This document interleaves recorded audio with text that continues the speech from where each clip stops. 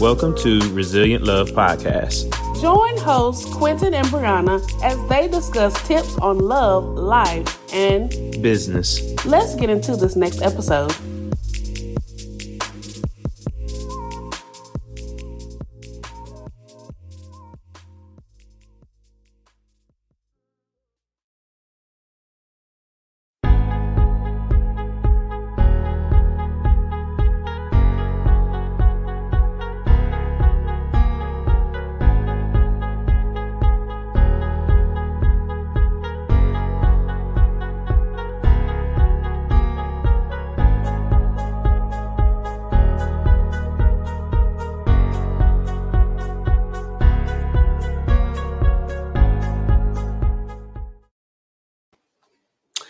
Hey everybody. Hey everybody.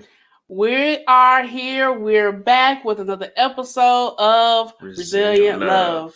If you guys recall, we actually were some guests on our friend's podcast, Mr. Frederick Beatty. And he asked us a question there. And we had a lot of great dialogue. You guys can see that video on our page.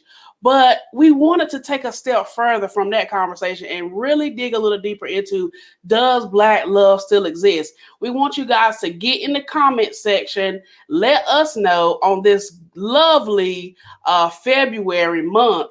Do you believe Black love still exists? Hi, Monica. Hey, Thanks Monica. for joining us. Does Black love still exist? We want to get into this conversation. So, Quentin, what's your thoughts? Absolutely, it does. You have to cancel out all the negative you see in the media and everything that they want you to believe.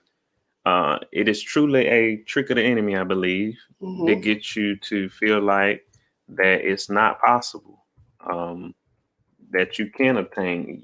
You can't obtain Black love. It doesn't exist.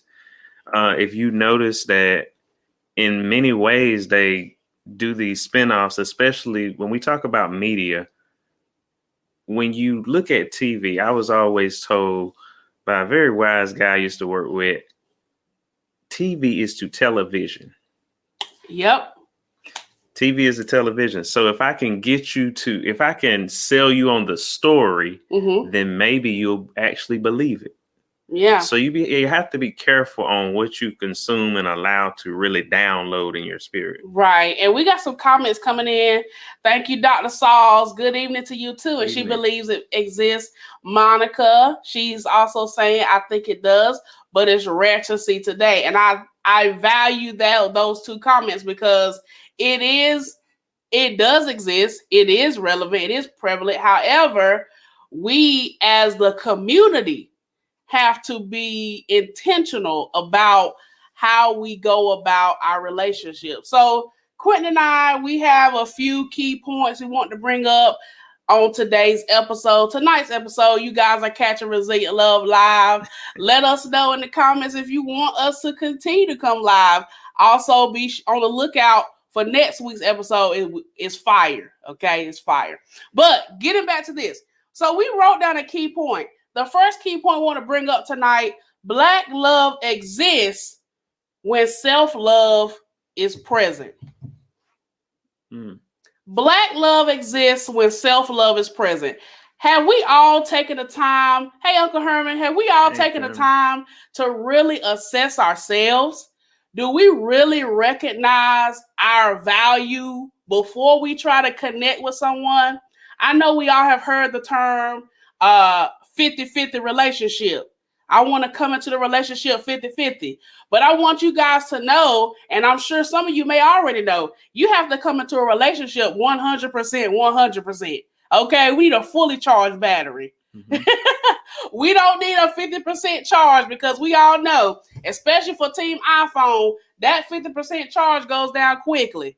I had 52 when I started. I'm at 48. You see what I'm saying? It goes down quickly. So if you at 50 and I'm at 50, that's not a fully charged relationship. You want to come into this thing knowing who you are, what you value, what you like, so that when you connect with someone, the two minds come together. And it gives off a mixed message of half committed. So, ooh, did y'all catch that? So half committed is 50%. Have committed to yourself, have committed to what you have established with that person. So that's why we say Black love exists when self-love is present. Do you love you? All right, Q. So our first point is you have to write your own narrative. So either you're going to write your narrative or you're going to allow society to write it for you. And that could be a very dangerous thing. Because it could go any kind of way. You have now given the rights over. Yeah. So one of our best examples of write your own narrative is when we talked about media. One was the Cosby Show. Who remembers the Cosby Show? Give us some thumbs up. Drop it in the comment section. The Cosby Show. Monica, we're going to come back to your statement because I love that. But the Cosby Show. Why we bring up the Cosby Show is because that gave us a visual example of what people may call an untraditional, non-traditional aspect of a Black home. Well, but they gave a new vision. They gave a new word. They set a standard that says you can be this and more. Yes, I like that. You don't have to. And it's not to throw titles and positions, but typically Blacks, as it being Black History Month, we know with the history, there's a lot of things that we've been held back from. Right. Positions of status, even though sometimes we were deserving and we were qualified, we were not there. And to see a doctor and a lawyer married in the home with the children under one roof. Yes. Really set and shifted the whole dynamic. Because if I see that as a child, it gives me, as a child, as a boy, let me do a Bible, as a boy, it puts in my mind that this is possible. Right. So as I grow up to be a man and I put away all the childish things, I remember this is possible. But what do I have to do? One thing about the Cosby Show that I like, you got to really walk with them in their daily life and work out the issues. Just because there were a doctor and a lawyer married together under one roof with all their children did not mean they didn't have the same issues. Right. It's just about how they attacked the issues and how they dealt with it as a family, as a union. And I love that because, again, and thank you guys for dropping those comments in the chat. We appreciate you. And so, yeah, the Cosby Show gave us that example. Although it was a written script, it was something that somebody obviously either envisioned or had seen before, right? Most of the time when we see things on media, it's either a possibility or it's present. It's a possibility or it's already presently happening. So for those writers that came up with the Cosby Show, they actually depicted such an image that gave us an encouragement. But I want to go ahead and flip it to the next side of this. What shows can they reference today? What shows can our nieces and nephews, our younger generation, what can they reference as a show to look at? We had A Different World. We had, of course, the Cosby Show. We also had Fresh Prince of Bel-Air. We had all of these 90s shows that gave us examples of Family Matters. It gave us examples of the family structure and the Black love truly existing. There's also another show that we even just spoke about when we were in high school, I think even middle school. There was a show called Lincoln Heights that I think was very powerful. It really didn't get enough highlight to me. It was a very powerful show. And I think the way we know obviously is different. The Cosbys, all these shows it's so different now. Yeah. My Wife and Kids. Yes. Yes, that was good. That was good. You both are an example of better or for worse. Thanks, Uncle Herman. Thank you. But and thank you, Monica, for dropping that. Drop other shows, guys. We need to have us a whole throwback day. Just watch all these shows. But let me pull out this other point too, as you're thinking, Quentin.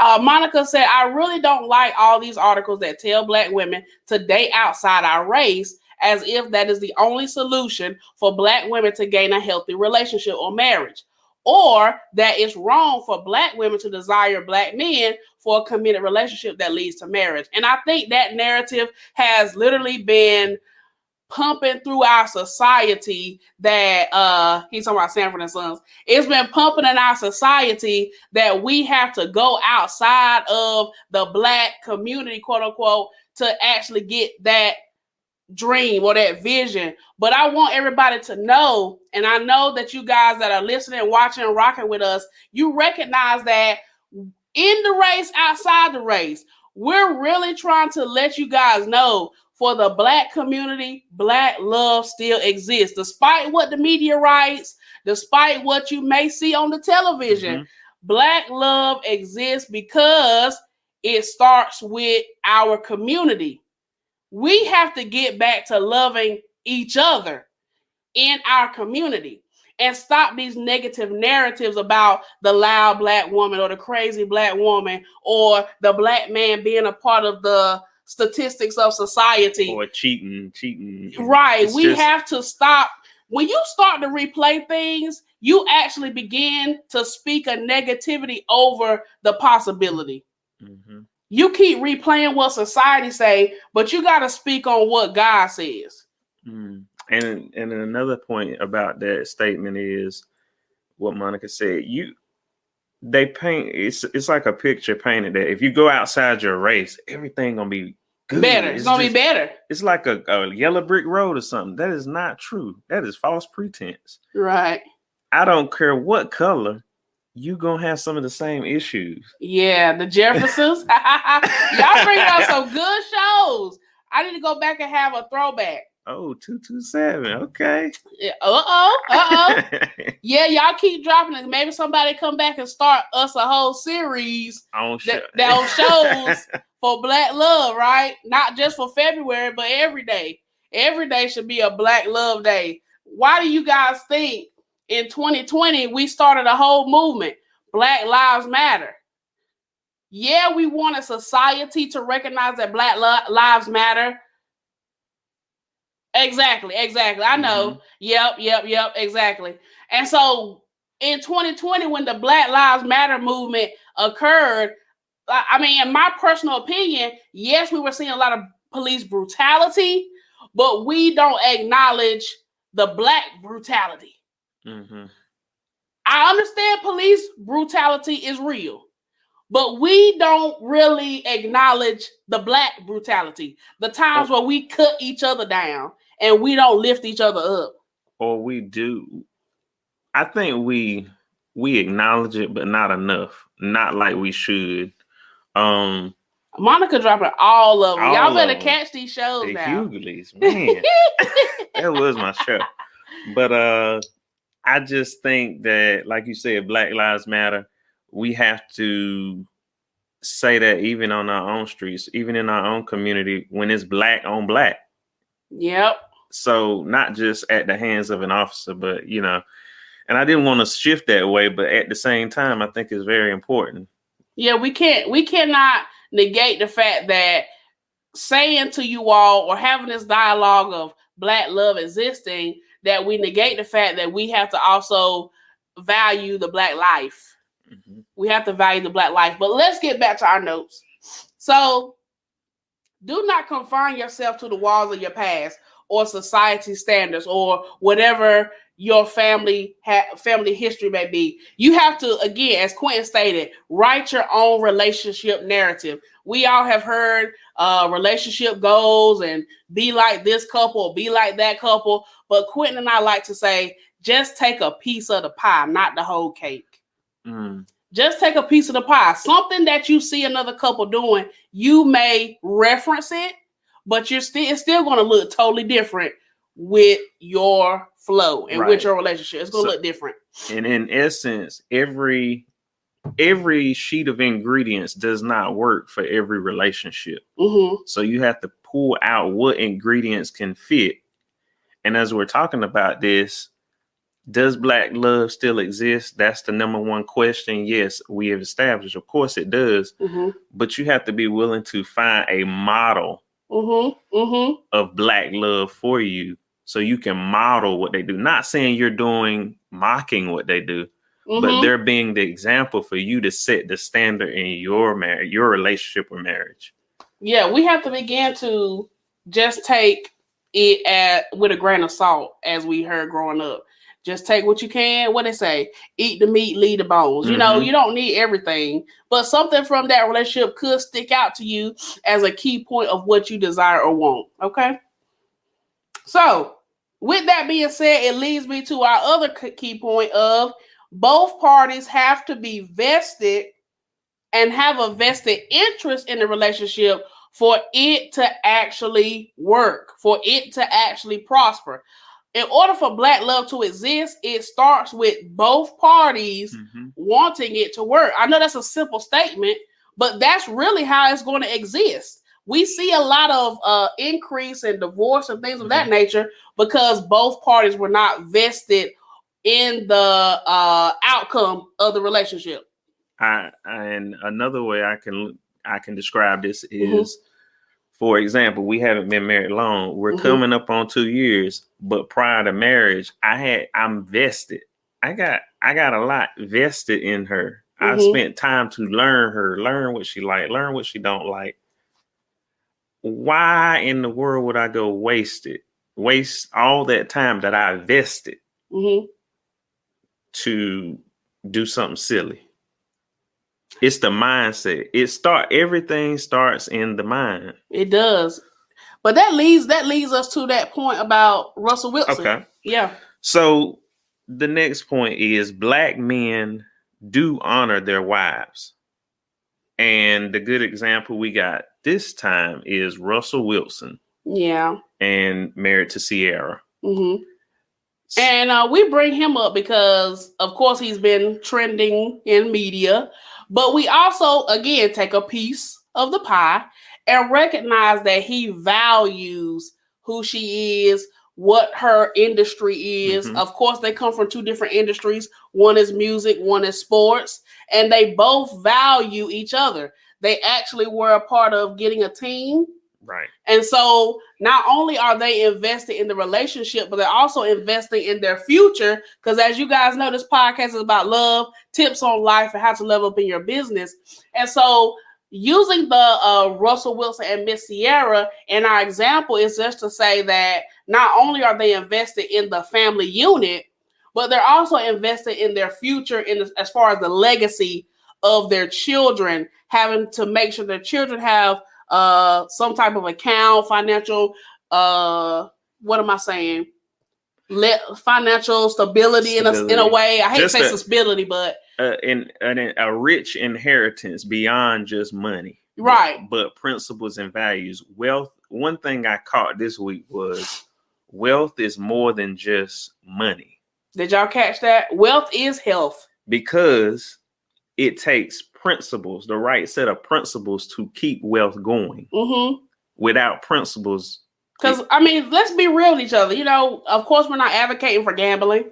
But, if you got $1 million today, if you did not know what to do with $1 million, it's just like you never got the $1 million today. And I used to think that was crazy that a lot of people would say, would you take the $1 million or would you take the 30-year payout? And the truth is, it's better to take the 30-year payout if you don't know what to do with the $1 million, because in essence, you're already broke before it hits your hand. Yeah.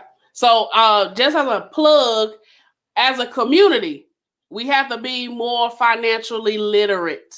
And if we don't know, go find somebody that is. Right. Let's encourage each other to really build up the black community, not only in relationships, but in financial literacy, in our health. Because we need to improve in all categories, y'all. And the other part about that is inheritance. Yeah. Making sure that we're taken care of. It's one thing to have to grieve, but to have to grieve and have to go through the financial piece because nothing was set in place, that's a whole different type of issue. Yeah. So taking that principle, of course, wealth is more than just money. Absolutely. Mm-hmm. It's those principles. Yeah, and that's what we wanted to bring to you guys tonight, just to give our 2 cents on what Black love means to us. Do we believe it exists? Of course we do. We're examples of it. But we also wanted to just spread the message to our listeners, our viewers, that, it's not just about the status of what society calls us, but we set the standard. I want us to recognize as a Black community, and of those that support the Black community, we have to set the standard. A lot of times we get caught up, again, as we mentioned earlier, with media and their messaging. But if we push the message, if we become the thing that we want to see, Black love existing starts with us existing, starts with individual work that was done. We did the individual work so that when we came together, it would work. Okay. All right. So we're going to get to our last point, guys, which is Black is powerful, Black is bold, Black is beautiful. What other adjectives do you guys have for Black? Black is bold, Black is powerful, Black is beautiful. You drop it in the comments what Black is, and you fill in the blank. But you go ahead, Q, with that next point. So Black is powerful. Black is powerful because we are some of the most creative people. That's the reason we had the Cosby shows and the Hughleys and all these other shows that a lot of these shows had Black producers. Little known, and I think we have to begin to empower our Blackness and empower our Black community, especially those in high school and going to college, to really embrace their creativity so we can get some of these things back. Yeah. So we can start seeing in media a better highlight of what Black love is, or just being Black. So that's what I think. Now, Monica brought up a great point. Black is intimidated, often misunderstood. And that is so true. In thinking about the love aspect, you also have to think about the hate. The hate you give is real. If you saw that movie. That was good. That was a good movie. But Monica's point is so valuable. Like, we have to recognize society is intimidated by the very thing they don't understand.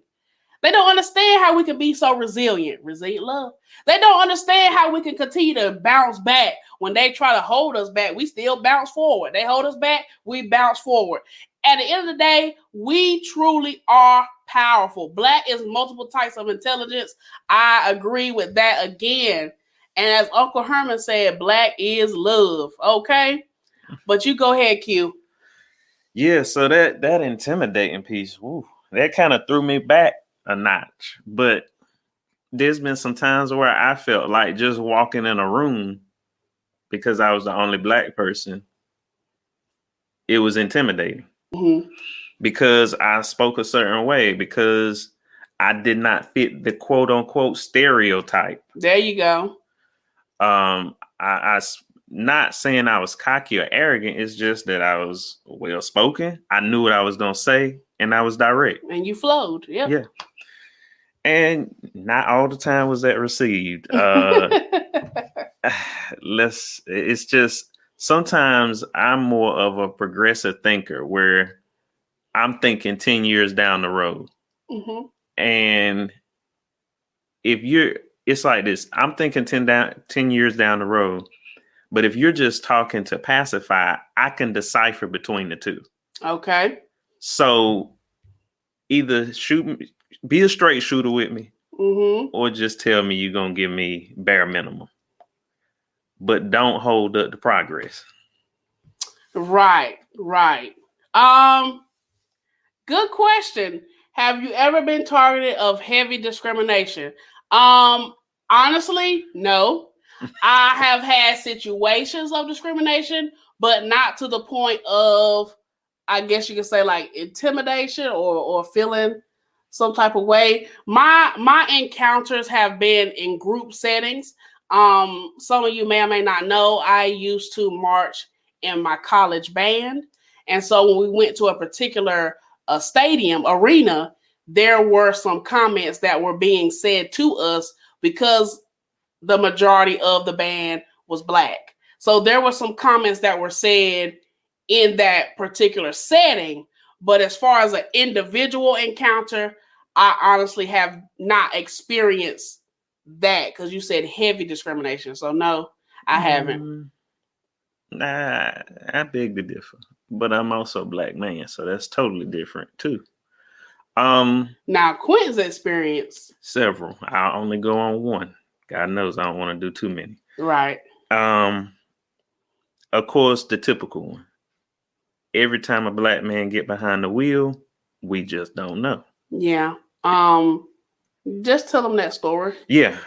So it's just the typical story of, I grew up in an area that was not, quote unquote, the best neighborhood of town, but it did not make me less than. Of course. I was still who I was, and that's the funny part. I think I got pulled over, and at the time I had a pretty nice vehicle. And it's that number one question that I cannot stand, which is, what do you live around? Where you headed? What you doing in this neighborhood? And I'm like, that doesn't, that's a whole lot of questioning. Either do I got a tail light out? Is something wrong with the registration? Give me something credible. Mm-hmm. Either give me something credible or just pull away. And I think, as being in prior law enforcement, I think it's a respect thing. You have to wear a uniform, but respect the uniform. Mm-hmm. And what I mean by that is, if an officer asks you what you're doing in this neighborhood, and you ask why, it's not wrong. You could just be a regular human for a second and explain to the person why. Mm-hmm. Why you're asking. It could be a robbery just happened. But how do I know that if you don't explain it? So it's just cases like that happen. Yeah, I didn't know he was going to go down that street. But honestly, I thought he was going to tell you guys about a time where he was just driving, literally just driving, and you were circled. Like every turn you made. Oh, yeah. I thought that you were going to tell that story. Like every turn he made, the police made that turn. At the end of the day, they did finally stop him just to say, hey. And it was sad, but it was true. They literally followed him because he was a Black man and he had a particular car he was driving at the time. And they just kind of circled the block with him. When he made a right, they made a right. And so when he told me the story, I was kind of concerned because we all have seen media, right? This wasn't a recent case, by the way, but this was something that happened some years ago, maybe about 2 years ago. So and I mean, it wasn't a bad interaction. Let me go on the record and say it wasn't a bad interaction. But it was a stereotypical moment. It was stereotypical, and they recognized my face because of prior law enforcement. Mm-hmm. So you never know. Yeah, and that's the thing. Our Black lives have to matter. Period. To us first, as the Black people. Right. But let's get back to our last point. And we wanted to reference the Obamas. And we said we reference them because of how their family structure is, how they actually be flowed, and everything like that. And so I love the fact of how the Obamas made their 8-year presence, their 8-year run so pristine, if I can say that word. Mm-hmm. I mean, they really gave us a great example of Black leadership, Black love, Black family, unity in front of the entire country. Despite society, we're not getting into politics, but just the example of them and their leadership. We got a picture of them in our house. That's why I keep looking over there. But we just wanted to shout them out just for how they balance business, life, and family. And they had a clean I mean, they really didn't have any relationship scandal or nothing like that. Yeah, So exactly, Monica. Exactly. There was no sex scandals. There was no issues that were seen to the public. Right. And we just really wanted to shout them out in our Black Love Still Exists narrative and conversation. But we don't want to negate Red Lantern. My father's a black man of a dark complexion, and he feels as though he needs to work harder to prove his place. And we have seen that, and we understand that completely. You know, there are certain cases where the challenges of being black are seen heavier in certain cases than others. What I mean by that is it may be more of a challenge if you were in Texas versus another state, or it could be the same state, but if you're in this city versus another city, it's more of a challenge. There are still challenges to being black. Yeah, there's still challenges. There's certain cities. I mean, it doesn't have to be across state lines, even though and you got to be mindful every time you travel. I think I went to South Carolina, even though I didn't run into any issues, it was a really old Southern feel. I literally felt like I was in Bonanza or something. I mean, it really was. And I vowed to never go back there because it was just too, it was too much. It was too much. Yeah. Excuse me. It was just too far back in the time. Yeah. So, man, we can hit the Black Love, Black Lives.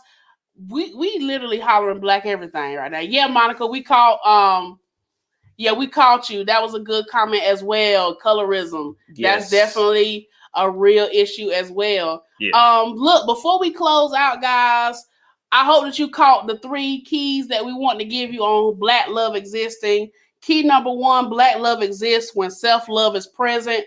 Point 2, both parties have to have a vested interest in the relationship prospering. And point 3, Black is powerful, Black is bold, Black is beautiful. Do you all have any other comments you want to drop in the comment section or any episode suggestions before we close out tonight? We definitely appreciate you all. Thanks for the love. Thank you. We appreciate you all rocking with us for these 32 minutes. It's been a good 32. Yeah. I just want to tell y'all, I really appreciate y'all dropping those shows. Like, I'm going to really go back. I get a lot. I'm a TV movie head, I guess. Yeah, like, I'm going to tell y'all a little side comment. If you watching a show with Mr. Baker, he going to quote the show, baby. Well, I dig deeper than he loves to quote the show. You ever had that person that sit beside you and they know every single line? Quentin.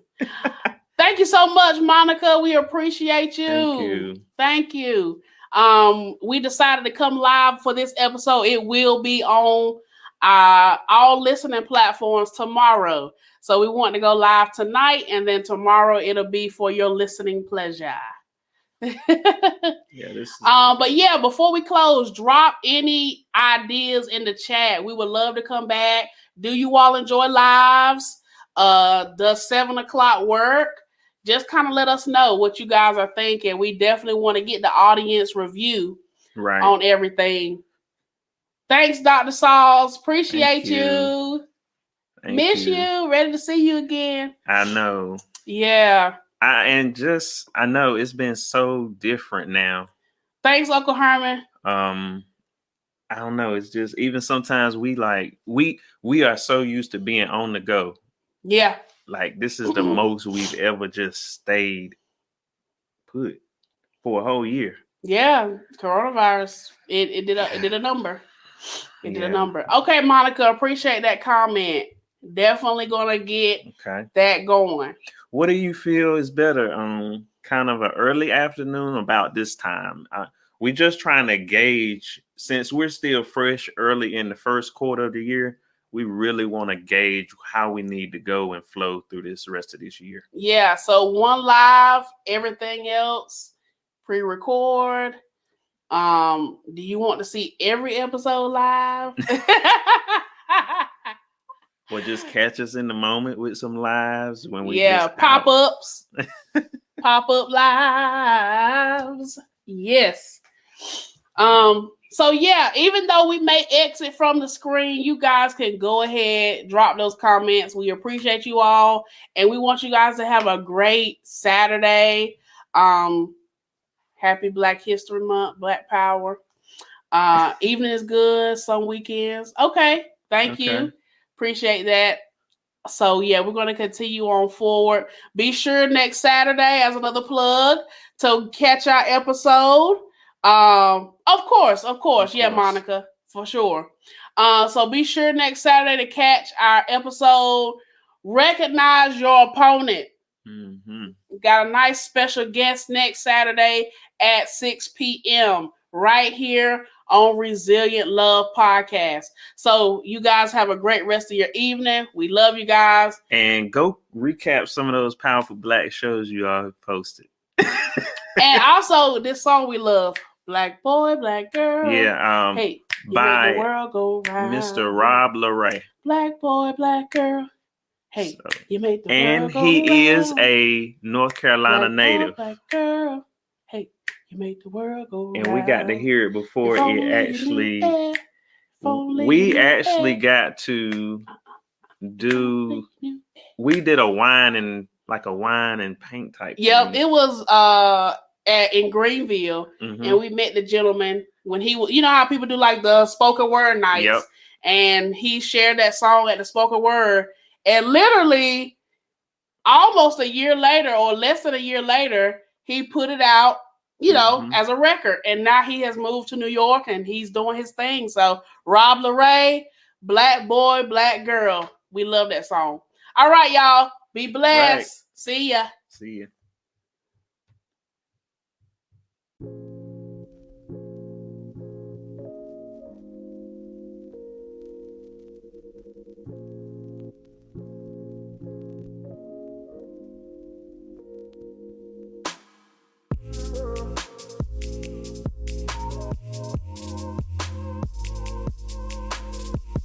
Thank you to all listeners and subscribers. Follow us on Instagram, Facebook, and YouTube. Leave us a 5-star review on Apple so that we can continue sharing resilient love. Thanks for listening.